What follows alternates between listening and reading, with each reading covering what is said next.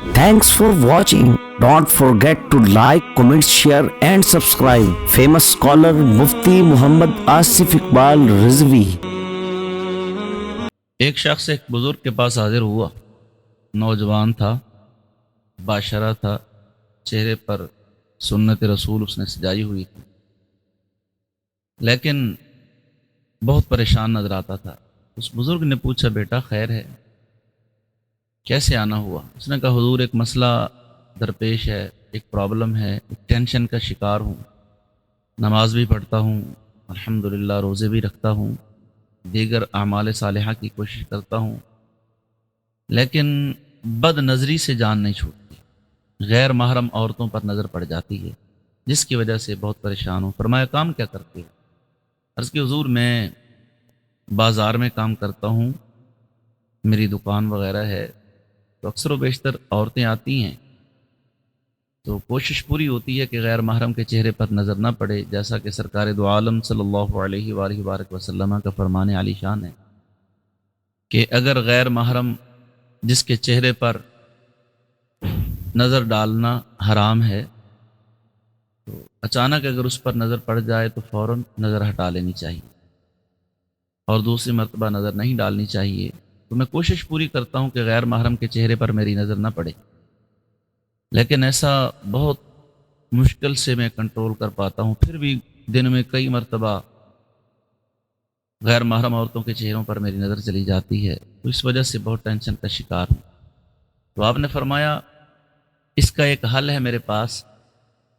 آپ نے ایک دودھ کا گلاس منگوایا. اس بزرگ نے دودھ کا گلاس اس کے ہاتھ میں تھما دیا، اور وہ دودھ کا گلاس فل بھرا ہوا تھا، مکمل. تو ساتھ میں اس نے اپنے غلام کو، اپنے خادم کو بلایا اور اس کے ہاتھ میں ایک جوتا دے دیا، اور اس نوجوان کے ہاتھ میں وہ گلاس پکڑا کر اس کو فرمایا کہ بیٹا جاؤ، جا کر یہ دودھ جو ہے فلاں بزرگ کے پاس پہنچا دو، اور بازار سے ہو کر جانا، راستہ جو ہے وہی بازار والا ہی اختیار کرنا ہے، لیکن یاد رہے کہ اگر دودھ چھلک گیا، گلاس میں سے باہر نکل گیا، گر گیا، تو جتنی مرتبہ دودھ گرے گا، یہ نوجوان جو میرا خادم ہے آپ کے ساتھ جا رہا ہے، یہ اتنے ہی آپ کے سر پر جوتے مارے گا. اب اس نوجوان کے ہاتھ میں دودھ کا گلاس ہے، اور اس نے بڑی مضبوطی سے اس کو تھاما ہوا ہے، اور وہ بڑی محتاط انداز سے بازار سے گزر رہا ہے. اب اس کے دل میں خوف ہے کہ کہیں دودھ کا قطرہ گرا نہیں، دودھ کا گلاس جو ہے دودھ گلاس سے نکلا نہیں، اور میرے سر پر جوتا آیا نہیں. اور وہ خادم بھی ہاتھ میں جوتا پکڑے بڑی تیاری کے ساتھ جو ہے ساتھ ساتھ چل رہا ہے، کہ اور دیکھتا جا رہا ہے کہ کہیں اس کو ٹھوکر لگی، یا جناب کہیں اس کا پاؤں اٹکا کسی چیز سے، تو کہیں اس کے گلاس سے دودھ کا قطرہ باہر نکلے تو اس کو مار پڑے. اب وہ اللہ اللہ کر کے دل میں ہی اس نے اللہ تعالیٰ کی مدد طلب کی، اللہ تعالیٰ سے، اور بڑی مضبوطی اور توجہ اور دھیان سے اس نے گلاس کو پکڑا ہوا ہے، اور وہ اللہ اللہ کر کے منزل مقصود پر پہنچا، اور جا کر اس نے اس بزرگ کو دودھ کا گلاس پیش کر دیا، اور انہوں نے وہ دودھ جو ہے گلاس سے نوش کر لیا، پی لیا. اب وہ گلاس لے کر جب واپس پہنچا تو اس بزرگ نے پوچھا، سناؤ بیٹا